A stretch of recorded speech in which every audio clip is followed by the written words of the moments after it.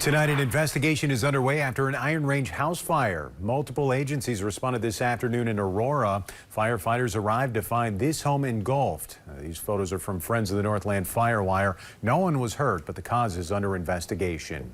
Also new at 10, a couple is behind bars facing arson charges tonight after fire at a Northwest Wisconsin restaurant. According to the Douglas County Sheriff's Office, Stephen and Kimberly Castern are behind bars facing arson charges. They own the Hog Wild Barbecue and Smokehouse on Highway 53 in Solon Springs. 5 years after opening, the restaurant caught fire and closed this past June.